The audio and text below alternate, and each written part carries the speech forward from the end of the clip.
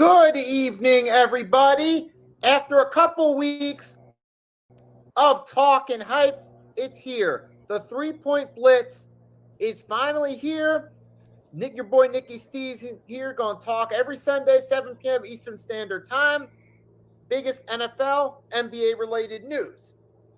As you'll see as the show goes along, different times of the year, like it'll obviously change. Obviously, this time of year we'll talk a lot of NFL and NBA. Then as we get to the draft, once we get to like May, we'll talk more about the NBA during the NBA playoffs. But yes, folks, it's here. NFL and NBA fans, this is the place to be on the Hardcore Sports Network, 7 p.m. Eastern Standard Time every Sunday. We're doing this both on my channel and the Hardcore Sports Network. Shout out to the Hardcore Sports. And here we are, close to a year later. It's episode 50, folks. Fasten your seatbelts for the realest Eagles and Sixers YouTuber! One who plays no clickbait and gets to the point! The myth, the legend, Nicky Steve's! Come to my channel, you know the deal. Yo, boy, always keeps things real. I'm 50 statue, think they slate, dropping unrealistic magic. 2K takes for the clip. Even though cats like that get views closer to the milli, never hear me preach LeBron to Philly. Before you watch the Eagles all the way through the early 22, authentic talk, forget what others do. Come to my channel, you know the deal. Yo, boy, always keeps things real. The 24/7, 365 way. Sports content for the reals to fill the day.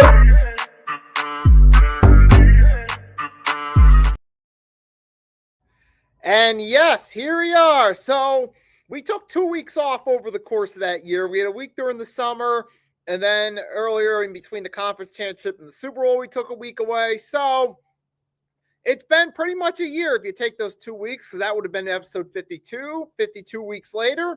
So here we are 1 year later. It works out perfectly right. Sounds like a bigger milestone than 52. It stands out more. So here we are 1 year later. We're still doing this thing and still doing the Hardcore Sports Network and Nicky Steve's channels. But obviously it's a different time and day than it was initially did it back then. But we're still doing it. We still do NBA, NFL content. As the intro of the first said, March, April, a lot of NBA and NFL mix. So it's March, so we're doing it again. We're going to start off with the rant of the week. This is going to talk about how Nick Nurse is not necessarily the best coach fit to serve the 76ers in this situation with the way the roster is constructed. Because the way it's set up currently, you're relying on your main guys you're paying to deliver. And if they're injured or suspended in the case of Paul George, then, the team struggles. And we've seen that with Embiid. He pretty much spent almost all of last year out, minus a handful of games. And this year, okay, you had pretty much a full to rest and recover and come back stronger, rejuvenated. And he's still missing time. He can barely play more than a couple games at a time.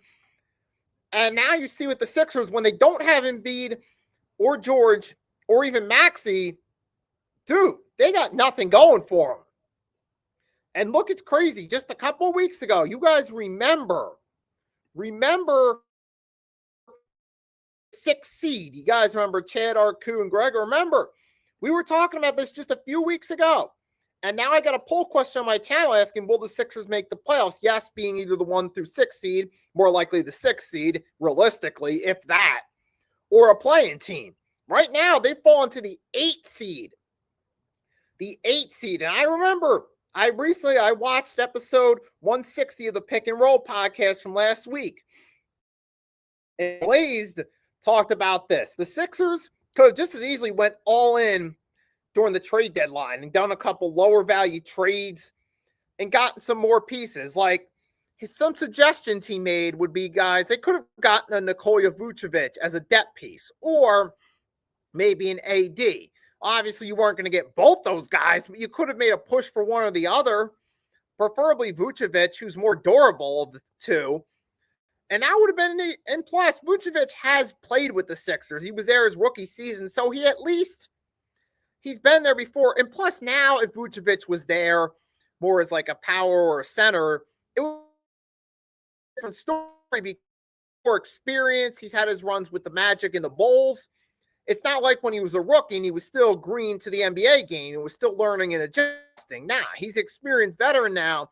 He would fit much better as a role player, or not even those guys. You could have gotten trade deadline, try to go get Yabusele back, because Yabu hasn't really played that well with the Knicks. He was excelling in Philly, which would make all the sense in the world. It's like, all right, he tried to go somewhere else. He hasn't really excelled as much there. Why not bring him back to Philly where he could excel? And then you look at the way this roster is constructed. Let's take a look at the Sixers roster, and you'll see where we're coming from in just a minute. And I'm going to share the roster with you right now. So if you look at the Sixers roster, you got Dominic Barlow, Marjon Beauchamp, or Beauchamp, Adam Bona, Johnny Broom, Andre Drummond, VJ Edgecombe, Justin Edwards, Embiid, who's in and out of the lineup, Paul George, who's already had his injury problems, but now he's dealing with a suspension, Quentin Grimes, who's been a complete flop, especially recently, Kyle Lowry, who he's basically more of a coach at this point. And I do believe one day Kyle Lowry will become an NBA head coach once he does finally retire, within a few years upon retirement. He'll either be an assistant coach and eventually a head coach, but he certainly shouldn't be playing at this point. Tyrese Martin, Tyrese Maxey, Kelly Oubre Jr., who's kind of meh. You got Cameron Payne, who hasn't really done much, Dalen Terry, Jabari Walker, Trendon Watford. Out of all those names on the roster, who really stands out as a potential game changer? Let's see. Tyrese Maxey. Holmes been really good as a rookie thus far. So you got VJ Edgecombe, Embiid when he is healthy, and Paul George when he's healthy. He's a decent role player, but he doesn't play enough to actually help the team. Between all the injuries and now the suspension for the PEDs, I mean, really, who do you have? The Sixers could have very easily went during the trade deadline, and this also falls on Daryl Morey, too, not just Nick Nurse. Daryl Morey, they could have easily made some moves. Go get Yabusele back. They could have gone to get Ricky Council back in the fold, or maybe even try to go for a veteran, or maybe to like a Malik Monk, somebody, at least someone that could help when your main guys aren't healthy. And you saw last night against the Cavs that when they had nobody really helping them. And you see how awful they looked in that game? They got spanked by the Cavs. No Maxey, no Embiid, no Paul George, aka the big three that hasn't been. What do you expect from them? And this is what happens when you don't have the right pieces around you. Look at it. You saw in that during that run where Jokic was out, the plans to take an East Coast road trip, beat a healthy Sixers, beat a Boston Celtics team without their three-time regular season MVP and former Finals MVP. But that's also because the Denver Nuggets actually have depth on their roster. Or even look at the Cavs, for example. One of the reasons they're at the top of the East is you actually have guys like, Dean Wade, not the greatest player in the world, but a guy who can actually help out a little bit. Guy who can get you some rebounds, get you some points. Evan Mobley, who's maybe not living up to the hype he did early on, but he can still get you boards. He can still help out, get you some blocks here and there. You still got Dennis Schroeder, who's a solid role player veteran. And you got, Larry Nance Jr., solid role player. You at least have some pieces on the team and some depth that can help out. Even the Detroit Pistons. Tobias Harris excels better in that role. It still lost to the Thunder last night with no center. We're going to talk about that too in a little bit, or could definitely talk about how the Thunder, when I get to my teams of the week and players of the week, I'm going to definitely have something to say about the Thunder for sure. But back to the Sixers. You look at that roster I just went through. Beside VJ Edgecombe, who really stands out when your big three aren't healthy. And newsflash, with all due respect to Edgecombe, he's still a rookie and he's still learning. So if you're asking, he's still green and still adjusting. While good at by rookie standards, VJ Edgecombe to lead the team alone without any true help, it's not going to be a recipe for a successful team night at all. I mean, that's just, obviously, that's the problem right there. And Nick Nurse, he doesn't really know how to adjust to this current situation. It's just, the Sixers are not really the right situation for a Nick Nurse's coaching style. He had the right fit in Toronto, but with the Sixers, it just doesn't really work here. It just does not have that same factor. And it's a shame, too, because here was a team just a few weeks ago where the 6th seed, granted, they weren't contenders, but they were at least. Look at what's happened over the course of the past couple weeks or so. They had that win over they really, ever since the All-Star break, really have struggled. They've lost some questionable games. They've lost to the Knicks. They've lost to the Hawks twice. They got destroyed by the Spurs. They got destroyed by Boston, got destroyed by the Cavs last night. They're on a 2-game losing streak. They've lost 4 of their last 5. And this team's fallen now down to the 8th seed. It's obvious, though, it's not just that, but Nick Nurse just doesn't, he's not the right coach for the situation. And Daryl Morey just, instead of coasting off guys from his past or guys that his coach, Nick Nurse, likes, right, he could have easily gone in, do what teams like the Bulls, hell no. Do what teams like the Celtics, Spurs, and Thunder do, and actually build up a roster, solid roster from top to bottom, or hell, even the Denver Nuggets, like I said. I mean, those teams at least have depth across their roster, and they're not just relying on a handful of players, hoping they all stay healthy. And newsflash, if they don't stay healthy, it ain't going to work out. Eventually, that ship's going to fall apart, and that's what's happening with the Sixers here, where they're now the 8th seed, and we don't even know. I mean, they could be honestly fall to the 10th seed the way it's going right now, unless you just hope that Maxey returns, then Embiid returns, that this team can at least win some games down the line. I mean, you were talking what? A few weeks ago, you just need 9 wins to get to above 500 record. That should have got you in the top 6, but now you don't even know at this point you don't know at this point what's going on with them. How the far they fallen? It's ridiculous. So, unfortunately, though, that's what happens, though, when you don't build up a team properly. There's so many players you could look at across that would have been better fits than what we have right now. I could even talk guys like Malik Monk, Yabusele, who actually played best individually in Philly. That would have been a good idea to bring him back. I mean, they could have done what the Lakers did during the 2023 trade deadline, where they realized they couldn't win with a bunch of old guys. They traded off guys like Westbrook and got some younger pieces, got Rui Hachimura. And they got guys like Malik Monk was there for that run when the Lakers pushed their way to the play-in. Got the 7th seed, was it? Yeah, they won in the opening round against the Warriors, got the upset in the second round against the Grizzlies, and then, they won in the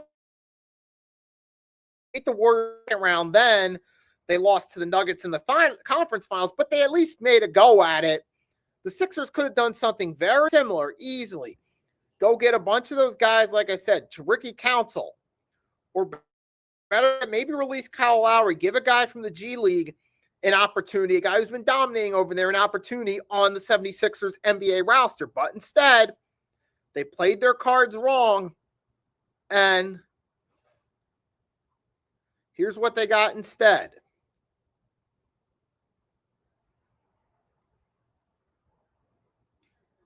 And now, this is where it's at instead. But we're enough of ranting about the Sixers. Now, we will come back to the NBA, but right now, we're going to talk about NFL free agency. Oh, boy. Well, for an Eagles fan, no, this was not a good first week. This was not a good first week at all. But, I mean, what happened yesterday with the Eagles losing so many guys. And I just asked myself, what the hell, man? I mean, I get, it's free agency. It's just what happens, but it's just like you wonder, man. I'm looking for the video right now. I'm going to show you guys a little video that perfectly summarizes Eagles fans' reactions to this week, man, because it's just like,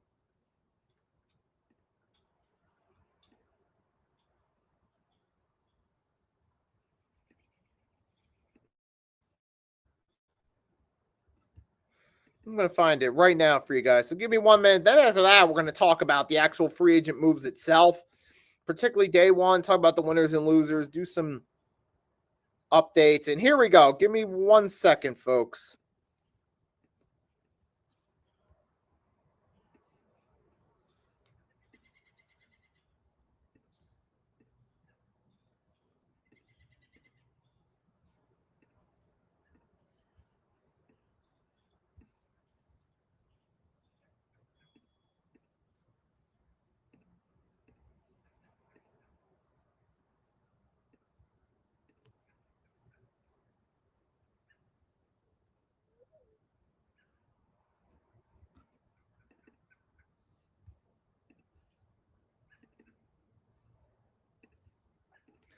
Because, oh, man, we got destroyed. Yeah.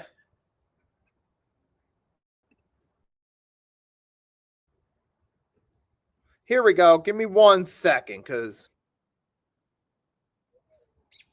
here we go. Because this is pretty much what happened with the Eagles right here. Give me 1 second.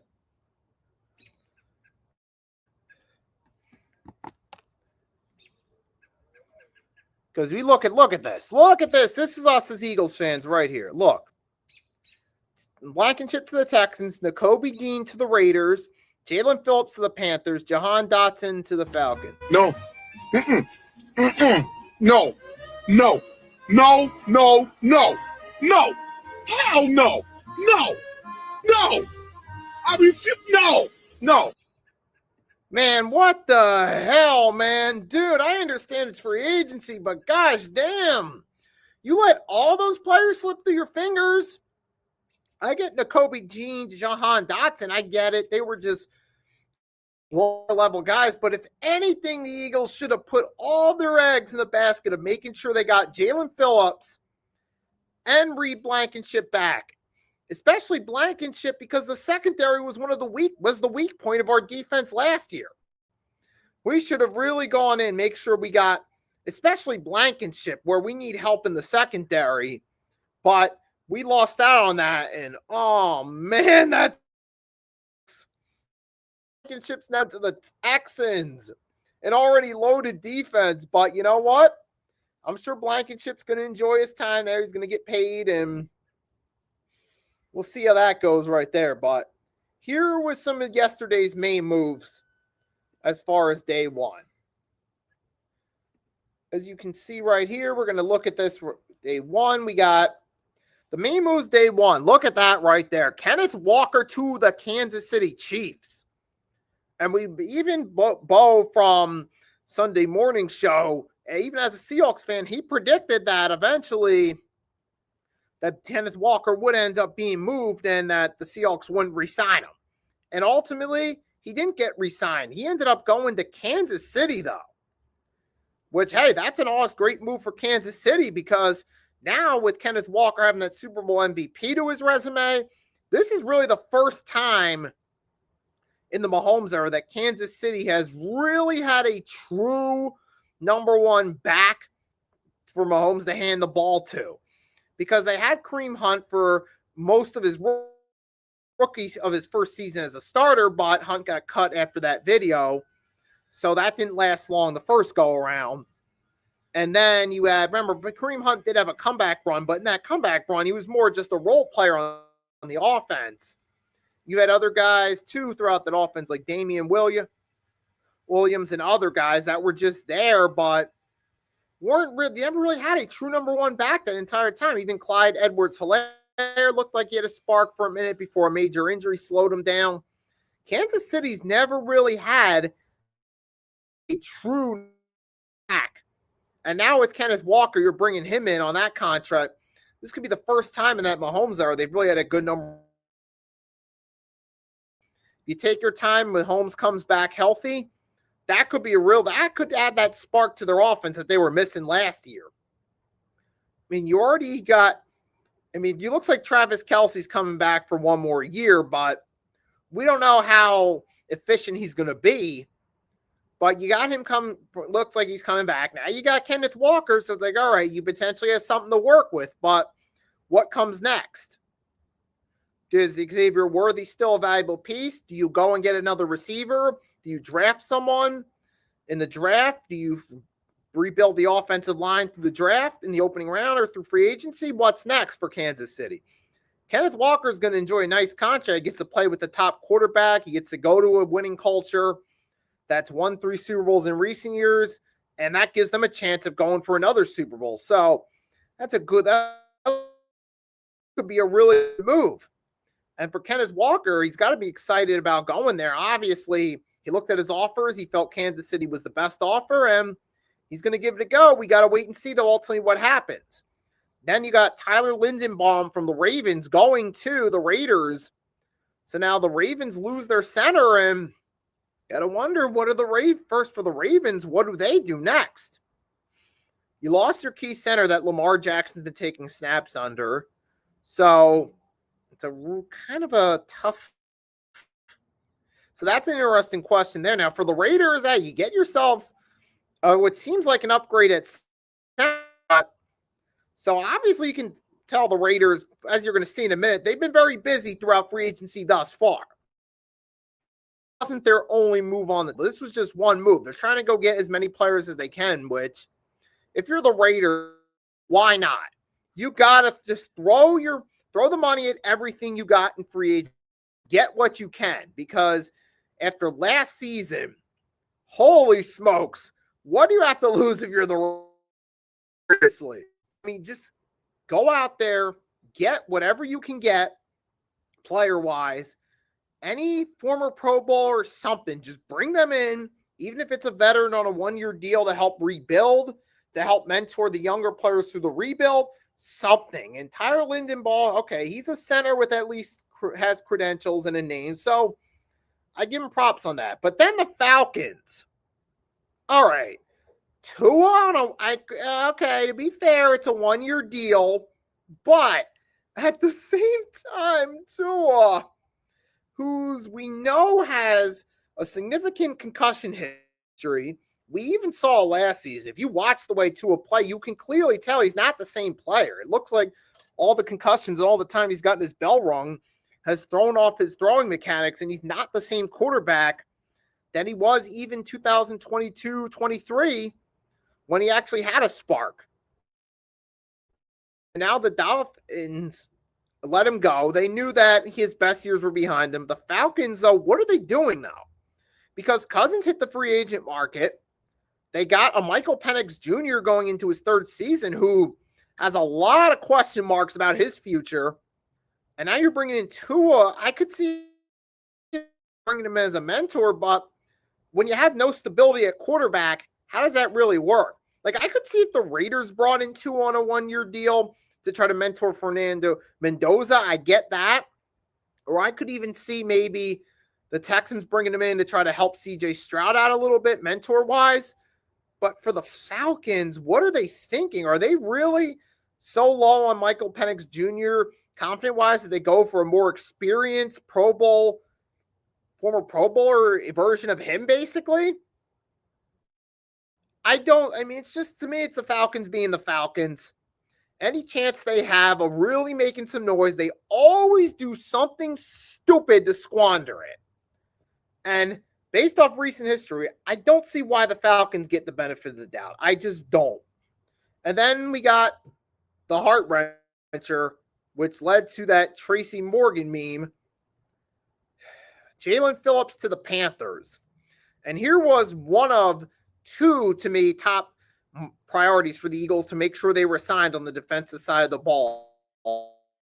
For the Panthers, you're talking about a team who made the playoffs with only 8 wins last year. You're hoping to improve upon that effort going into next year.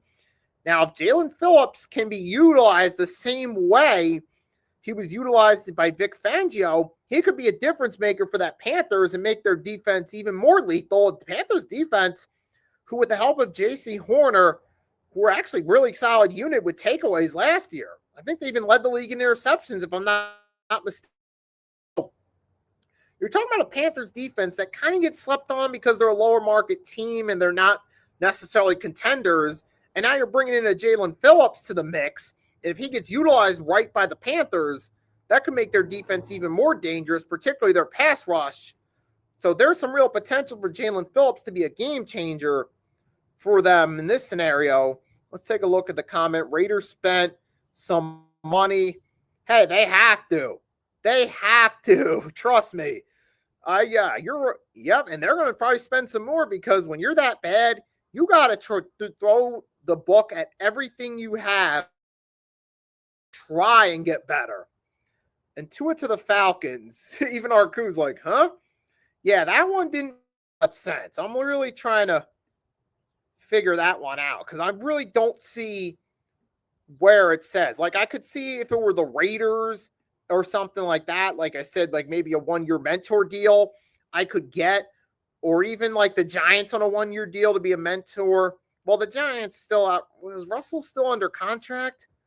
But like I could see a team with a young quarterback, but the Falcons, I get Michael Penix is still technically going into year 3, but with his injury history, man, the odds aren't favorable. But speaking of quarterbacks, so we're still on that subject. Let's move along to the next one.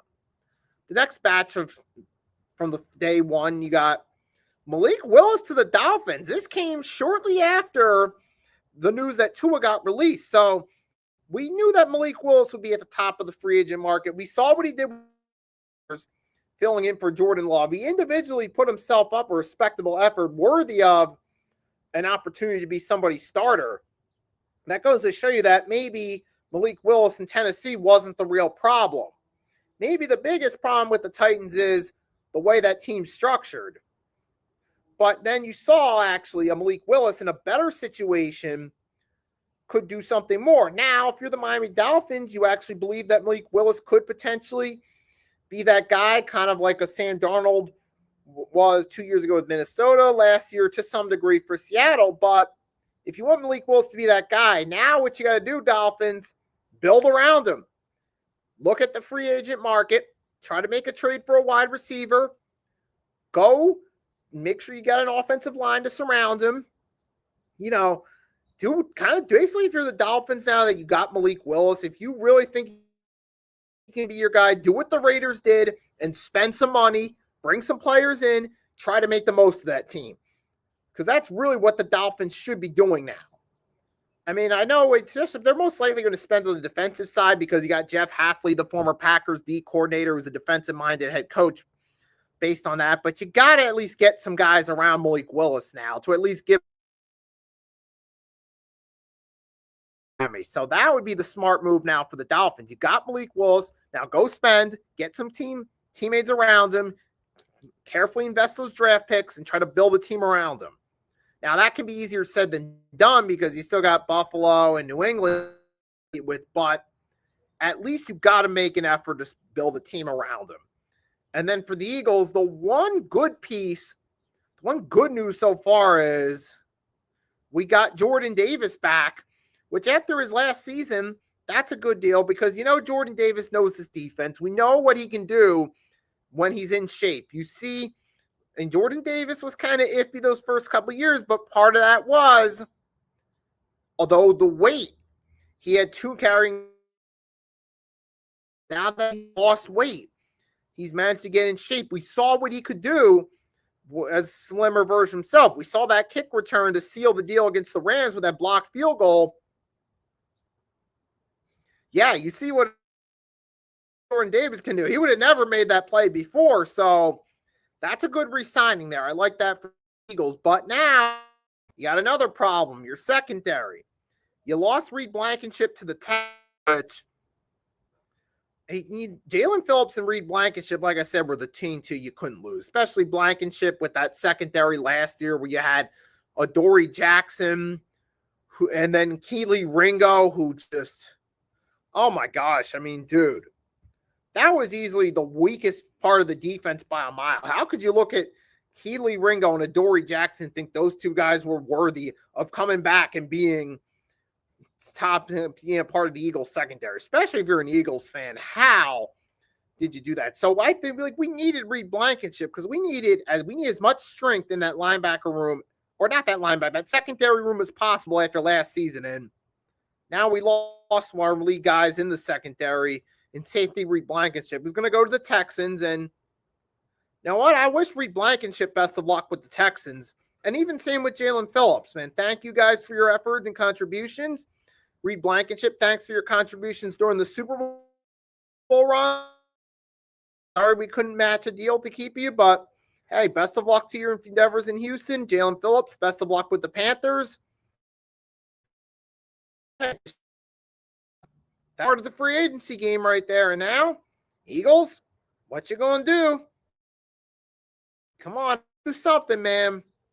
I mean, it's only day 2 of free agency, so I mean, there could be something happening right now. Adam Schefter could be breaking something about the Eagles getting someone at this very moment. For all, or it could be breaking in about 10 minutes from now. Who knows? But that was a gain for the Houston Texans right there. Now you add a guy to the secondary in Reed Blankenship. Obviously, you're hoping this works better than C.J. Gardner-Johnson on the Texans.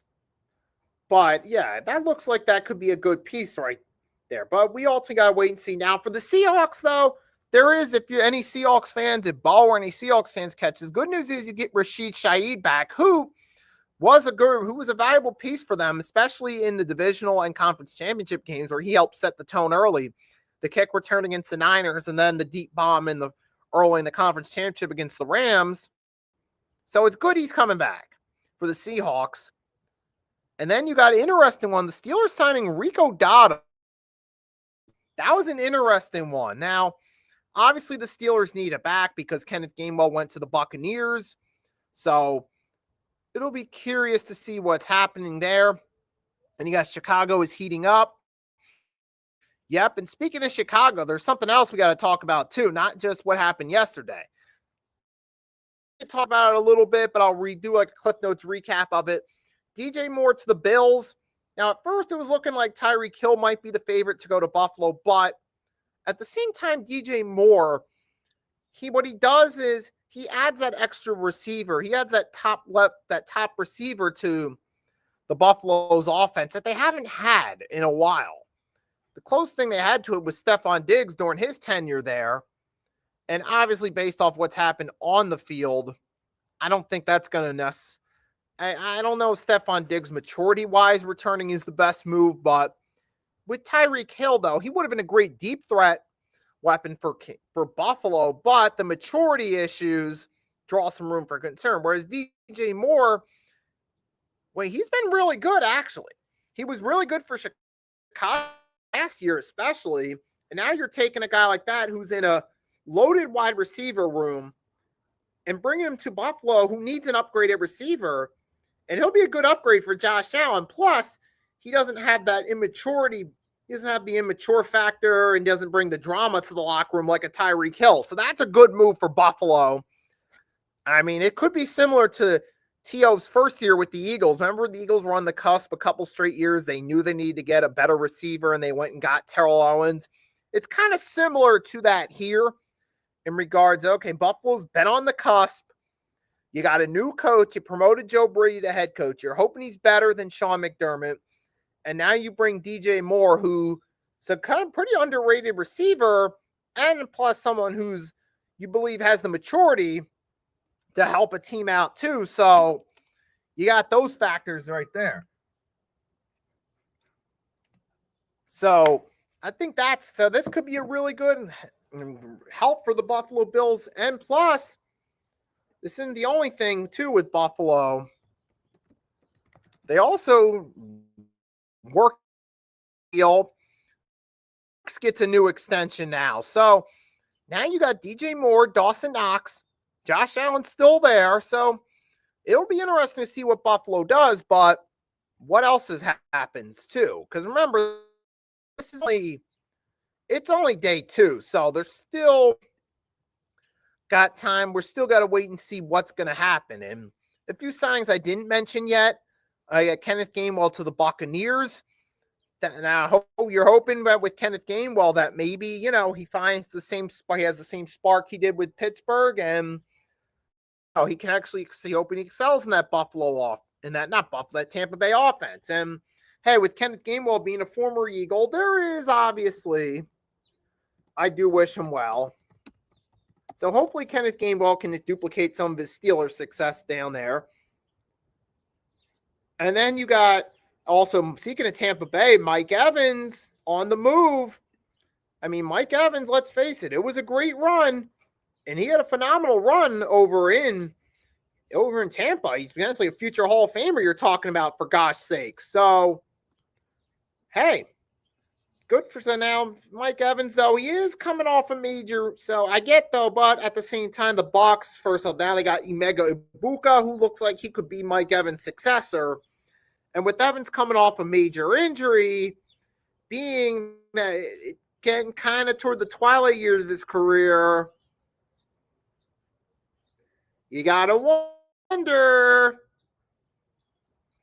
is Mike Evans going to start winding down now, especially off that injury-riddled season last year? So there is that question, number one. So I guess the Bucs just decided to move on. The 49ers, they're obviously Mike Evans is ring chasing, looking for that second ring. And the Niners are hoping that Mike Evans will be an addition to add to their offense. Because you got George Kittle, he got injured in the playoffs last year. I mean, he got it, which in the wild card game against the Eagles, you don't know if he's going to come back in September or not. A.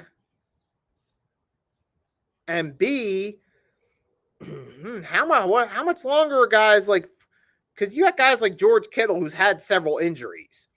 I mean, Christian McCaffrey had a healthy year last year, but he does have that injury history that's still always going to be a big concern when you're talking about the 49ers. And I'm sure if you ask CJ Ruthless or any other 49ers fans on here, they'll probably, if they're giving an honest answer, they'll tell you that, yes, that is the risky factor of having those guys they have, like the Nick Bosa's, the Fred Warners, the Christian McCaffreys, George Kittles of the world. What's going to happen next year? How long are they going to stay healthy? So, I mean, on one hand, I was going to be smart and say Mike Evans coming off an injury fits in perfectly, but I'm not going to, well, technically I just did say it. So if I'm going to hell for that, I'm going to hell for that. But, and Mike Evans, though, let's not ramble him. He's obviously trying, he wants the ring chase, and the Niners think he could help their offense if he stays healthy. So we'll have to wait and see. Then Arku said he was hoping Evans went somewhere else.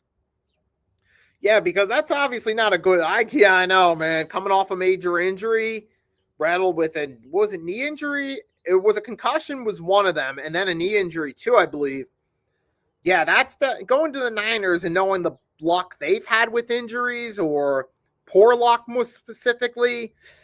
That's not a good move for a guy coming off an injury. I mean, you're hoping that he does stay healthy and that come fall that he is able to help out. But knowing that history, there is that room for concern.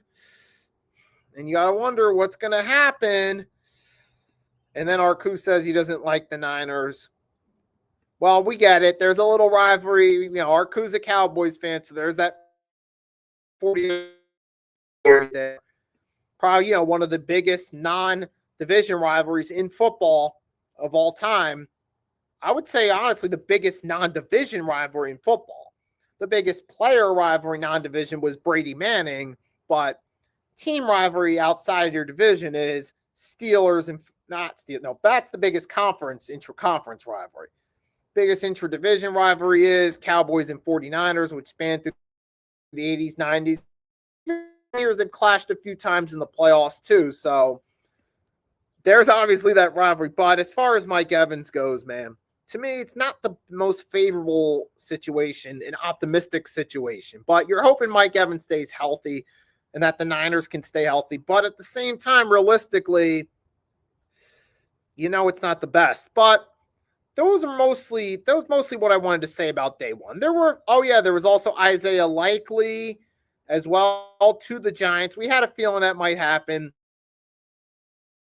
Going to the Giants, in suit, a guy who can help Jackson Dart transition from Brian Daboll to John Harbaugh. So that can help out. He can be a guy who can help the team transition. And usually that's always the case when a coach moves. A player or two from their former team moves with them to help with the transition. So this has the chance to at least help out a little bit, but it's going to take more than that for the Giants to actually do something, though. Because, yeah, the Giants do have potential with Jackson Dart. Cam Scatterboo, you just hope he can come back and still be the same running back. But we've seen with running backs with leg injuries, that doesn't always happen. Because you remember Nick Chubb, when he came back from his injury, he just hasn't really been the same back since. I mean, who knows? Maybe, to be fair, maybe Nick Chubb one day gets another opportunity as a starter, as a little mini career resurrection. But to be fair, Adrian Peterson came back from a leg injury. He came back from a major injury and won an MVP. So it's not completely out of the realm of possibilities, but and remember, McCaffrey came back from tendons injuries and had a really good year. So, but with Scatterboo, with that major injury he had, we still got to wait and see if he comes back and can be the same back, number one.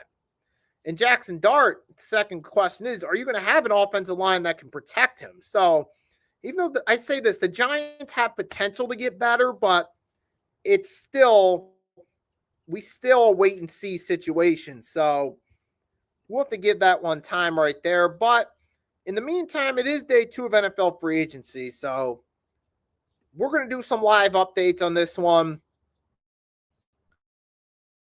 Live updates. Then after that, we're going to take a little break. Then we're going to switch and talk about the NBA last week.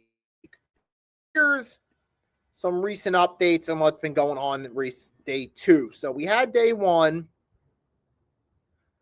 Now, granted, I mean, technically it begins on tomorrow, but really, yes, let's be real. I mean, yesterday was day 1. This day 2. So you got Khalif Raymond's headed to the Bears on a 1-year deal, which is just a depth piece. It's one of those wait and see. You got Knox's staying. Touched up on that. So Dawson Knox is returning. So you have Dawson Knox, DJ Moore over there in Buffalo. And got the Minnesota Vikings are retaining their Pro Bowl long snapper. So at least they got some familiarity there, but it's going to be more than just that. And it also got the Packers are releasing Nate Hobbs, and a source said they're doing it with a post June 1st designation. So he won't really get signed until June, and then maybe they'll give us a little football filler something to talk about when we're previewing the NBA Finals. But then you also got the Panthers are bringing back 2 players from their defensive end, LeBron Ray and Robert Richell, which that's good for them. Bring their faces, but and then obviously you see analyst of every Panther signing, Newton. Well, hey. You know that. And then you got Giants are adding Greg Newsome II to a 1-year deal. This is kind of just to prove it. It's always one of those let's just wait and see signings. Because speaking of the Raiders, we talked about them. They're spending. Here's some more spending. They got their Raiders tender. They got Thomas Booker IV on a standard restricted free agent deal with Jordan Meredith, and the Raiders have applied for it. So it's not official, but they're looking to make those moves. And the Bills are bringing back Tyler Bass for another year, which is a good move for them because they at least keep some stability. They at least, hey, they got stability with kicker. That's good. And then you got the Packers. They got some depth on the defensive back. They signed Benjamin St. Juste, which is actually pretty good because they did lose Rashawn Gary to the Cowboys. So I guess that's the Cowboys' way of trying to get back at the Packers. But I don't know, man. That doesn't make up for the Micah Parsons void. With all due respect to Rashad Gary, he is a good player, but he's not on Micah Parsons level. So, look, I mean, Art Koo might be a little bit happy about that move as at least a start, but he's not the same player as Micah Parsons. And then here's the prediction. Who are the best remaining free? Oh, yeah, and also another one. Travis Etienne to the Saints. I guess Etienne got a nice offer from the Saints, so hey, go get paid. Get yourself paid there, young man. Get paid. Enjoy that money. But team-wise for the Saints, though, they still got some work to do, though. But to be fair, though, you never know. Maybe Travis Etienne, there's an unlikely it's unlikely, but maybe it could help the Saints because, to be fair, the NFC South is still kind of wide open division. For all we know, Travis Etienne could end up possibly being a really good signing for the Saints. Right now it doesn't seem like a big move, but sometimes those free agent signings that you think are just, that's nice, but it doesn't move the needle, could end up doing more in the long haul. So who knows? Maybe, with the NFC South still being a bit of an open division, maybe Travis Etienne to the Saints exceeds expectations and really helps them out. But it's one of those wait and see signings for me. It doesn't really move doesn't move the needle for the Saints. You still need to keep your offensive line stable. You still got to hope Tyler Show actually develops year 2. You still got a lot. And a nice signing in the short term, but you still got a lot of other things that got to fall in place too for the Saints. Now let's take a look. See the screen. It's a list of the top remaining free agents. So let's get into that real quick. My bad. All right, real quick. So here's some of the top free agent signings we got for you. So here we go. The top free agents still left. You got Trey Hendrickson, who is still a free agent. Obviously, I think Hendrickson's waiting his time. He wants to find the best offer possible. He's not just going to take the first offer that's come day one. I think after all those years in Cincinnati, he wants to play for a better team, and he wants to go somewhere where he can actually have a shot at. He gave it his best effort in Cincinnati, so I think Hendrickson's going to wait a little bit till he finds an offer that really is appealing to him, both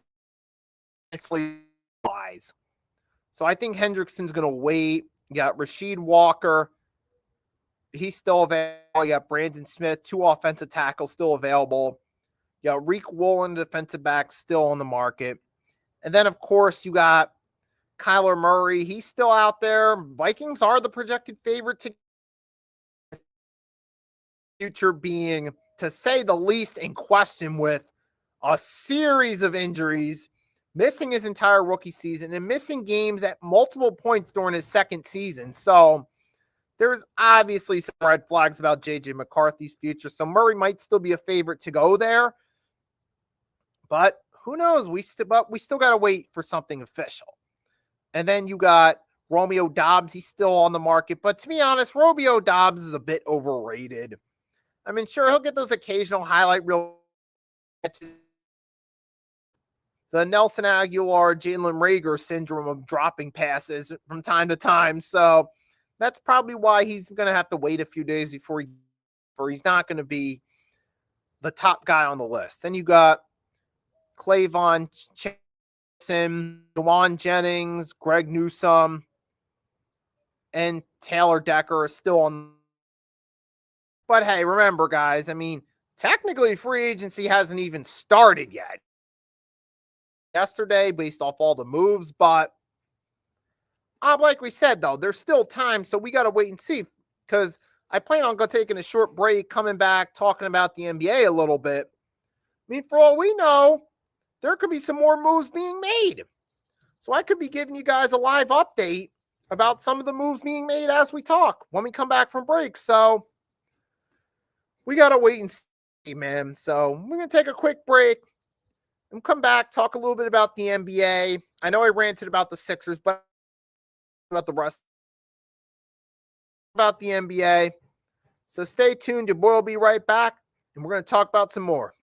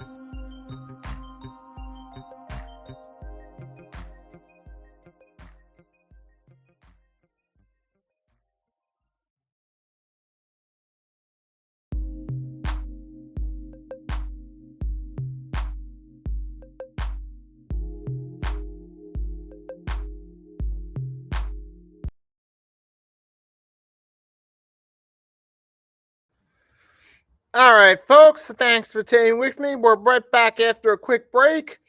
And now we're on to talk about the NBA. Did talk about, well, the title of my rant was about Nick Nurse. We talked about how more so Nick Nurse is not necessarily in the best situation.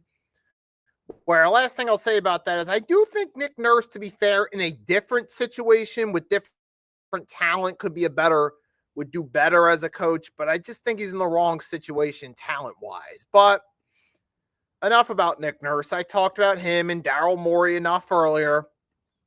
Now, some NBA talk on the table, folks. And speaking of things being on the table, Okay, we got some breaking news from the NFL world today. So, former Indianapolis Colts head coach, former Eagles offensive coordinator Frank Reich has now been hired by the Carolina Panthers. somewhere along those lines, I like those glasses. I like those glasses, dude. They're nice. Tonight's gonna be a thriller! Have I told you I worked at the World Series? It was my first year at the stadium. I went to Fanatics Fest, I went to Comic-Con, and I went to the World Series. It was my first year at the stadium, and the Yankees made it all the way to the World Series. Unfortunately, we lost 5 games to the Dodgers. I said the Giants will be a perfect fit for John Harbaugh because you already established the quarterback situation. You already established the running back position. You already established the right receiver position. And you have the top 5 pick in the draft.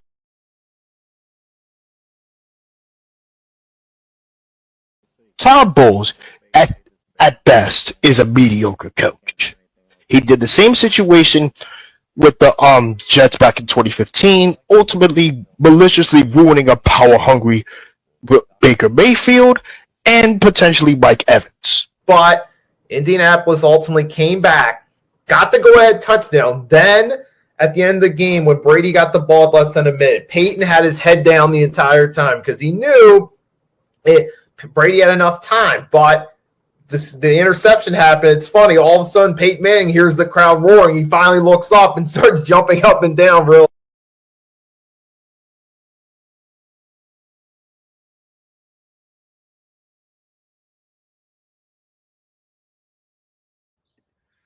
That'll be later tonight at 8 p.m. Eastern Standard Time. So with that being said, though, we're still here on the 3-point blitz. Let's talk about the NBA.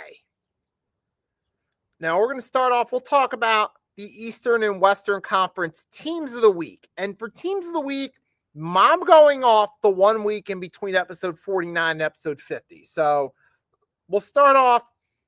Arku, if you're still here, as promised, I'm going to talk about the Thunder. So let's start with the Western Conference team of the week, the OKC Thunder. OKC Thunder team who, over the past 7 days, starting from last Tuesday, have had a phenomenal stretch. In a game winner by Shai Gilgeous-Alexander, who pretty much locked his case for being back-to-back regular season MVP with that performance last night. He had hit a game winner last night in a thriller against the Denver Nuggets. And that really helped further the Thunder's claim as a threat to repeat, which they already had, by the way. That just further enhanced their claim.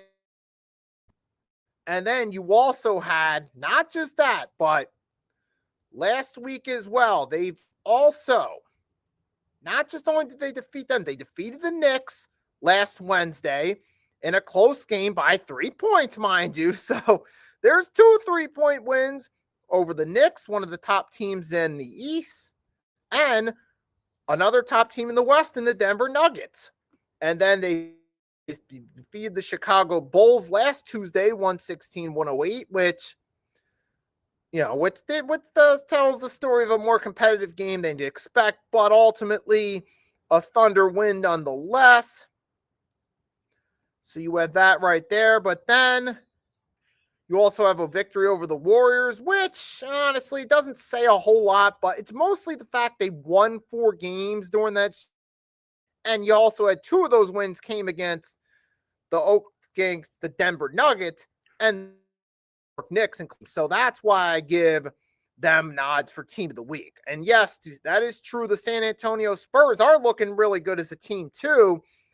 And I wouldn't be surprised if that ends up being the conference finals this year if we get Spurs and Nuggets conference finals, folks, because those 2 teams those are easily the 2 top teams in the West, bar none.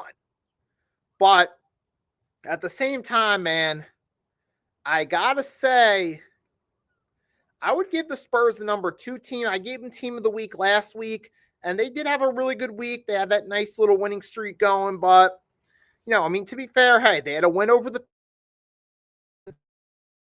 Pistons recently. So those are some nice wins over the Detroit Pistons. And then you also got them. The Spurs are a potential runner-up. I'll talk about them in a minute. But I got to say the real team of the week, out west, was the OKC Thunder. SGA's putting together his case for being an MVP, and he's really looked sharp. So I got to go with Western Conference with the Thunder because they still got that depth. Chet Holmgren, Jalen Williams, guys like Isaiah Joe, Alex Caruso. They still team. Now, the Eastern Conference team of the week from last Tuesday on episode 49 to this week, Eastern Conference team of the week, I'm actually going to go with the Cavs because the Cavs had themselves a really good week too. You had last Tuesday, they defeated the Detroit Pistons following episode 49. Also, with solid performances from Evan Mobley, Jalen Tyson too, who's underrated gem, mind you. And he stepped up. No Donovan Mitchell in that game. Jalen Tyson stepped up as the lead scorer. Harden also had 18. Now, Harden, I'll say this. As far as the regular season goes, Harden's certainly a threat to help out with help the Cavs work their way up, possibly to the 2 seed maybe in the East. But you had that. That was one win right there by the Cavs. They destroyed the Sixers last night, which I already talked about. So that's another great win for the Cavs right there. And then the Celtics, they did kind of fall short against the Celtics on Sunday, but hey, you can't win them all. And to be fair, though, they did have a win over the Pistons, which is actually pretty good, too. And they have a win over the Knicks? No, but I would sort of think, did they? No, but I got to go with the Cavaliers, man, because they've really moved their way. And they've been, but now, as far as some honorable mentions for best team, for a good team in the East, I'm actually going to go with the Miami Heat. Now, they haven't had the most difficult schedule, but they're on a 5-game winning streak, and they've also won 8 of their last 10. So I got to consider them an honorable mention for team of the week, as well as the Atlanta Hawks behind Jalen Johnson. They're now, and they've won 6 straight, and they're only a game back from the Sixers for the 8th seed. I mean, knowing how bad it's been for the Sixers and their bad luck with Maxey getting hurt, Embiid being out, Paul George still being suspended, the Hawks could potentially move their way up to the 8th seed. Sixers could fall to the 9th seed, and sucks that the Hornets are only 2 behind Sixers. So I got to also give the Hawks credit as an honorable mention in the Eastern Conference as well. So, I mean, hey, Jalen Johnson, man, he's been doing his thing out there. And I chose to show you that. It's crazy. I even said, what was it? One of my work buddies said back in like late 2025, when it was still early NBA season, that the Hawks needed to move Trae Young and that he was becoming a liability. And now they moved Trae Young to the Wizards, and all of a sudden, look what's happening now. Jalen Johnson's become the lead guy. The Hawks actually look like a potential threat down the line. So I got to say, actually, he was proven correct. And now we'll take a look at the Eastern Conference standings real quickly, where we stand now. You got Pistons are still top. I mean, but they're on a 4-game losing streak. So if you're going to talk about worst, Detroit Pistons, man, they're still in first place, but the Boston Celtics are pretty close to them. So, and they're 8-2 in their last 10. So don't be surprised if Boston ends up taking over the number 1 seed over the Pistons. Because now that Tatum's back, you already have Jaylen Brown's playing at MVP level. You still got guys like Peyton Pritchard, White, Nikola Vucevic, who's still a solid role player with all those other pieces they have. And now you got Jason Tatum's coming back, former Finals MVP. Things are going to be heating up down in Boston, folks. And then you got, of course, the Raptors. They've kind of been about that 4 or 5 spot all season long. So that's kind of consistent with where they've been with guys like Emmanuel Quickly. And they've got a talented team, but they just don't have that dog in them to compete in the big games yet. Maybe they just need, they're just one piece, either they're one piece away or they need a coach that can really just get those players to step up in crunch time, such as a Nikola Jokic or an SGA or Victor Wembanyama. The Raptors just don't have that alpha dog yet that can lead the way. They have a good team, but just not that guy that can help them be contenders at the moment. And plus, the Orlando Magic, to be fair, they've won 4 straight. They've kind of heated up out there. So you see in the Eastern Conference within the top 10 between the playoffs and the play-in brackets where it stands now.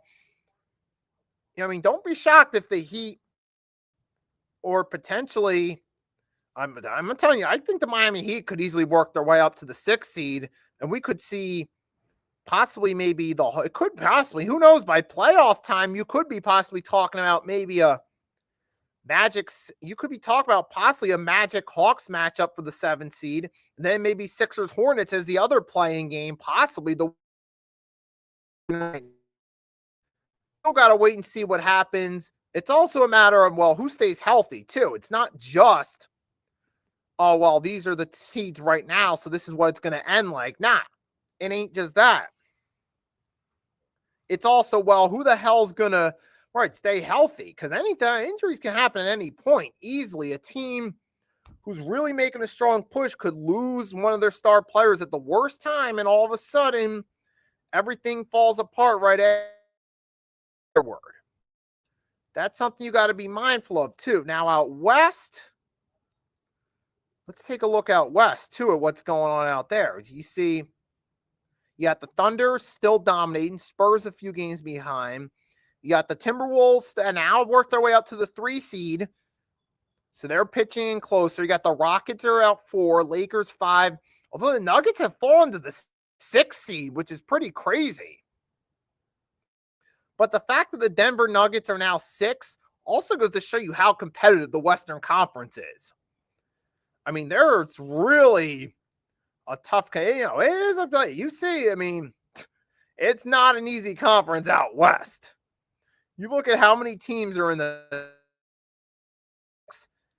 and you think about it. You got the Thunder, defending champs, favorites to repeat. The Spurs having a really good year, climbing back into contention. The T-Wolves, with Anthony Edwards, they're always contenders come playoff time. The Rockets are still in the mix. The Lakers, with Luka now kind of like the uncrowned face of the team to me, because if LeBron retires this offseason, it's officially Luka's team. I mean, to me, it already is.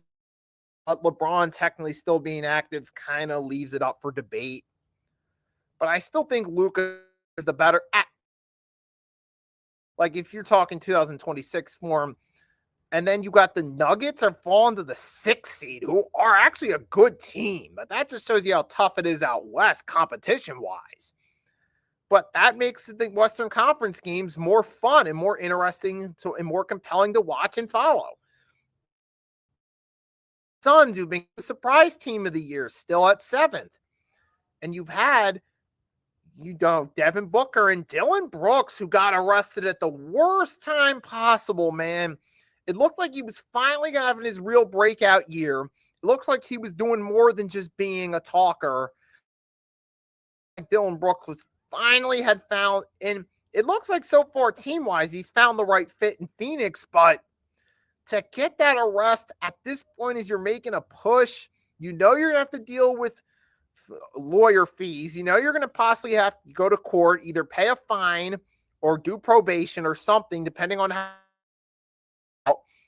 for his intoxicated driving arrest. It's like, dude, why at this time of the year, man? But the Suns are still the shocking team. You got the Clippers, who've actually been doing move some of their.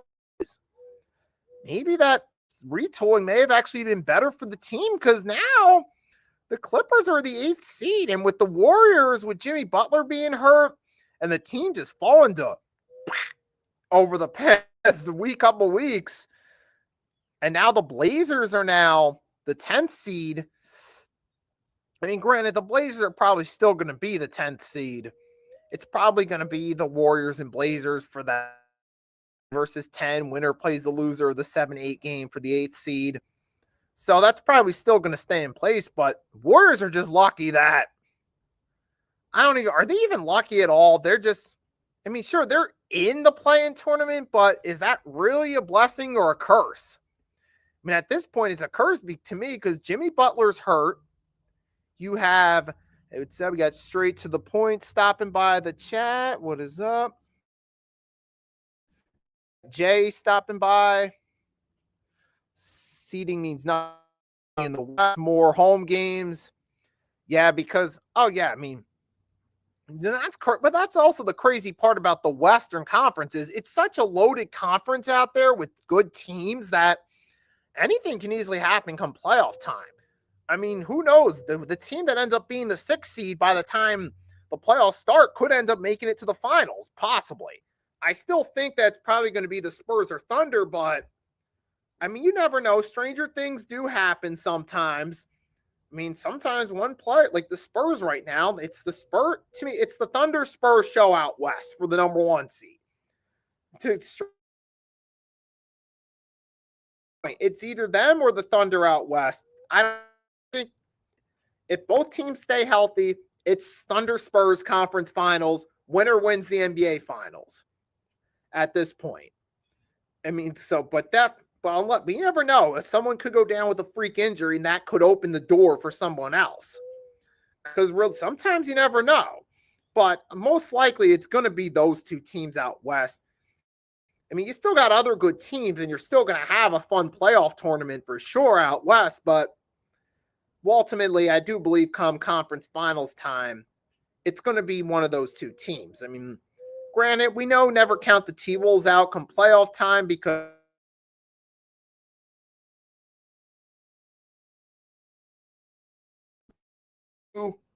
are at the Spurs, teams who can handle adversity the most will win in the playoffs. Arku believes it's going to be the Thunder winning again. And at this point, when you look at how SGA's heating up, he's made a case for yet another MVP award. It's hard to argue against them. It is. Unless somehow the Spurs can beat them in a best-of-7 series. And with Wemby, we haven't seen Wemby in the playoffs yet. So we still don't know what we're going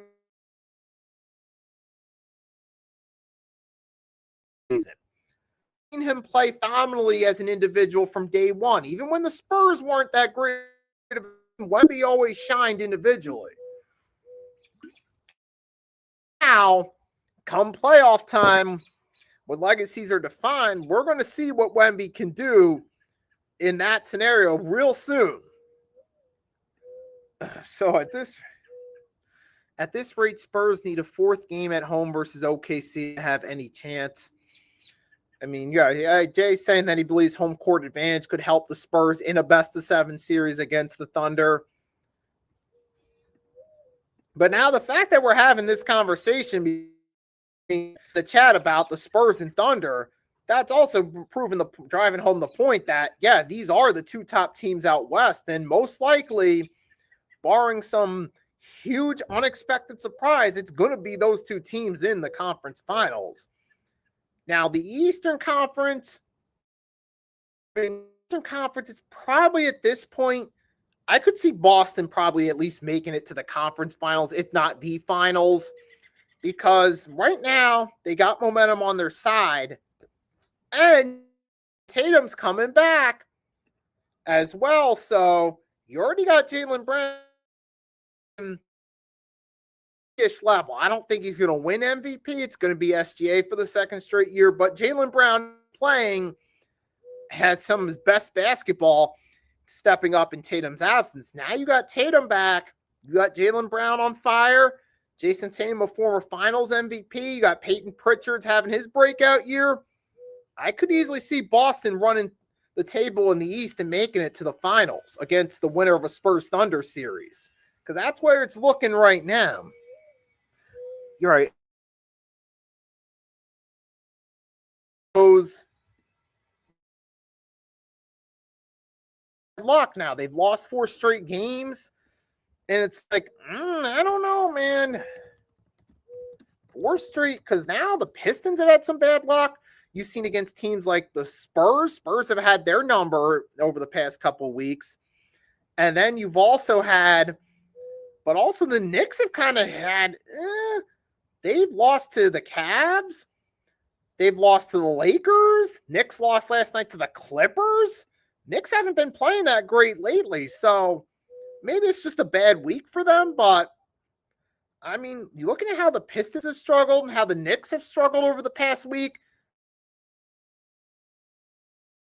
And in the East, I mean, and while you do have teams like the Heat, now has adjusted, and you see Jalen Johnson being the guy with the Hawks have adjusted, they're not quite ready to contend yet. They still need at least a playoff run to get that experience under their belt before they have a shot at really contending. And then, like I said, the Pistons, I mean, the good news for the Pistons is they at least will have a favorable first-round matchup being at the top of the conference. They should at least get a favorable opening round matchup. But how do they fare in those big situations? And then that's going to be the interesting question. And also, well, we're still in the season week. Quick point out about the players of the week. Wemby was named player of the week last week out west, which makes sense. Spurs continued to dominate. Wemby was getting 26 points a game, averaging about 10 per game. That makes sense. And then hero, hey, Knicks, not the Knicks. The Heat are on a nice little winning streak out east. They've worked their wings. Tyler Hero was averaging 26 points a game, about 5 rebounds. He was over 50% from 3. So considering how critical he was in the team's success, easy schedule or not, I kind of get it. But at the same time, I mean, I think Hero got the player of the week because he stood out more individually than, say, Cavs, because the Cavs, it was more of a team effort throughout the week. Even though I had them as the team of the week, and it's more of a team effort. Hero consistently that it factor for his team. So usually player of the week usually goes to the guy who consistently dominates for their team, not necessarily on the best team, because sometimes for the best team, that's usually 1 or 2 or 3 guys pull their weight throughout the week helping the team. Whereas, like, usually, like I said, for them, I mean, in that consistent it factor last week is more likely going to win a player of the week. And Arku commented on the series, the possible 7 against the Spurs, and then Jay commenting about Cavs have 2 guys you don't want on your team come playoff time in Harden and Mitchell. Yeah. James Harden. Yep. Take a look at that final season with the Sixers as a perfect example. Game 1 drops over 40. Game 5 puts them up 3-2, has over 40. Game 7, 41 minutes, where, as the RDC World Skip put it, you would have to think they'd get a lot of points in 41 minutes, but he only had 9 points. And watch it, but that, and then Donovan Mitchell, so far, he looks like he's James Harden reincarnated come playoff time. So, factor, and just look at the Cavs record in the playoffs in recent years. Yeah, they had that comeback against the Magic, but outside of that, Cavs have not impressed come playoff time. And don't even give me last year against the Heat. With last year's Miami Heat, that was the worst team to ever make the NBA playoffs. That put together a valid case against the play-in tournament even existing. Heat team that was the 8th seed last year had no business even being in the playoffs, period. Particularly game 4 where the Cavs pulled the sweep. The Miami Heat pretty much mentally quit before that game even started. So don't even count that as a big accomplishment for the Cavs in the playoffs. Okay, that Heat team had no business being there last year. And then you got our coup age. And then Jay plays also the Thunder until they aren't. Oh, absolutely. Absolutely. I mean, everybody, they consider the Thunder the favorites to repeat. Proven wrong. And if the Thunder repeat, they're going to be favorites to 3 going into next season. So, yeah, that's actually a great point. They will be. It's kind of almost like the closest thing we get to the Chicago Bulls. Now, obviously, comparing the Jordan Bulls to today, any teams today is an apples and oranges comparison because you're talking 2 entirely different teams. But if you were going to look for the closest thing, they are the Thunder in terms of they're the team that they actually do get beat. So in that regard, that's the ultimate apples to oranges comparison to compare any team to the 90s Bulls teams. That's but now also, but we still a few ago. I did, since it is March and it's March Madness, I did this a few on my Tuesday night show with Agent Warrior, which I promoted after the break, but skit I did on my channel last year for you guys. It pertains to March Madness and casual fans basing their March Madness pools off team records. So I'm going to share this skit with you guys. I did this last year, so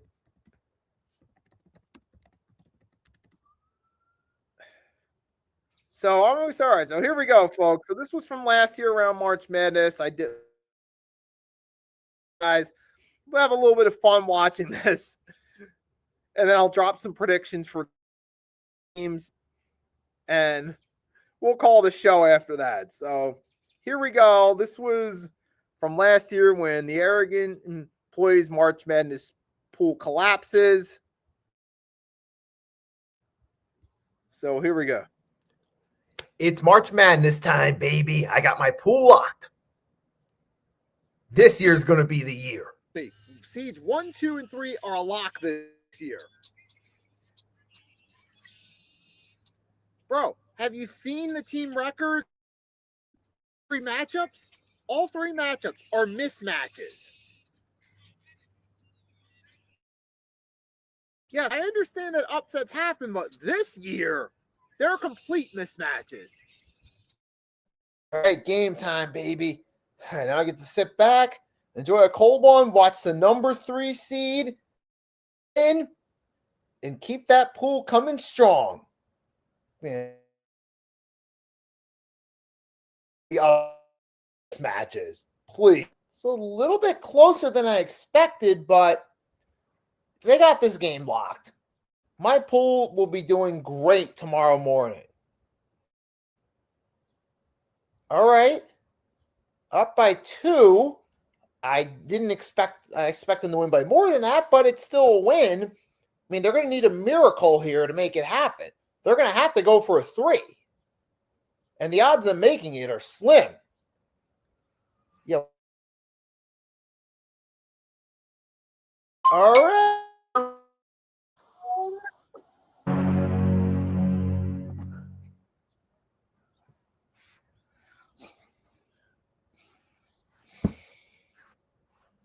For 1 year, can everybody play up to abilities one time?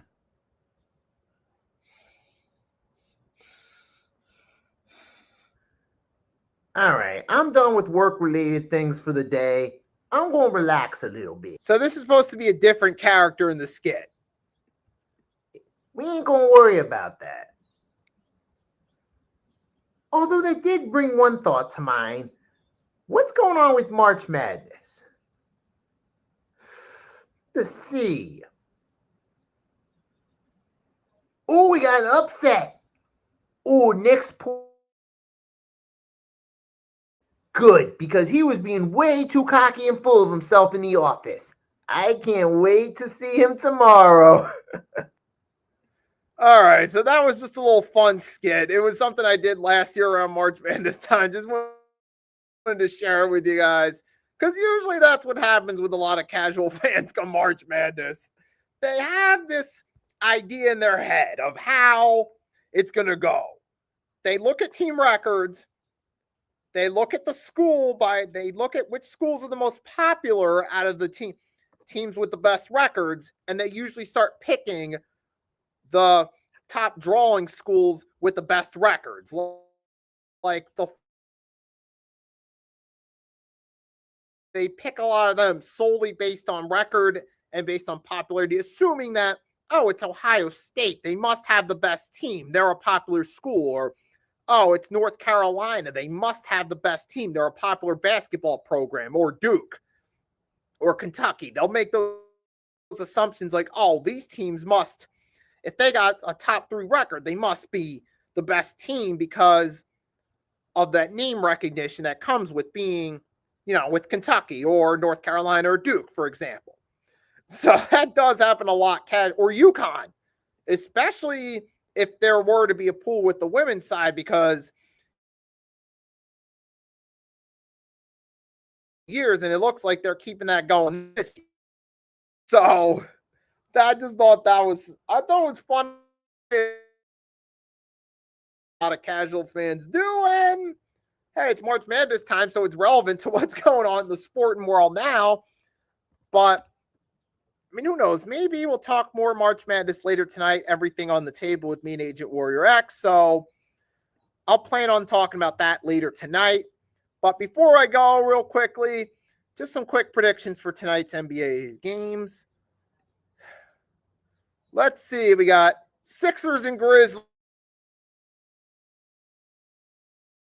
I mean, Sixers are at home. Win. Heat and Wizards. Give me the Heat. Pistons Nets. Perfect game for the Pistons. That 4-game losing streak to an end. Mavs Hawks. Give me the Hawks to keep that momentum going. Rockets Raptors. I'll take the Rockets, but it could be a competitive game. Oh, we got a good one tonight. Spurs and Celtics, a potential finals preview, maybe this year or possibly next year's finals. But I'll say Spurs are at home. It's in San Antonio. Give me the Spurs to get the win. Suns and Bucks, I'll take the Suns to win that one. Bucks are just awful this year. Warriors and Bulls, oh my God. Eeny, meeny, miny, mo. I pick YOU. Warriors, don't let me down. I know you're crap right now, but don't let me down. Hornets, Blazers, give me the... That actually could be more game than some people would think, because they're kind of on par with each other. Like the Blazers are kind of one of the best teams on the East, so they're kind of on par to have a competitive matchup. I'll say out West in Portland, though. I'll take the Blazers since it's out West. Pacers, Kings. Oh my God. If DeMar DeRozan plays, give me the Kings. Lakers, T-Wolves out West. I'll take the Lakers at home. So we'll just say blind predictions for tonight's games. So, yeah, that's all I go to the Blitz. So, for any college basketball fans, if you want to hear more talk about college basketball, you'll have that later tonight on Everything on the Table, 8 p.m. Eastern Standard Time with me and Agent Warrior X, where we'll talk about it. So, that being said, guys, thanks for tuning in. I hope you enjoyed this episode of the 3-Point Blitz. We'll be back next week with episode 51. We'll have some more NFL free agent moves, more NBA content to talk about, maybe a little bit of March Madness to talk about. So that'll be on tap for next week. Thanks for tuning in. If you guys can catch me later tonight, Everything on the Table, 8 p.m. Eastern Standard Time. We'll be doing this on my channel, Agent Warrior X's channel on the Hardcore Sports Network. So make sure you tune into that one. But if you don't get the chance to catch it, have a great rest of your day. Try to enjoy this warmer weather if you can. Until next time, it's your boy Nicky Stees signing off. Peace. One.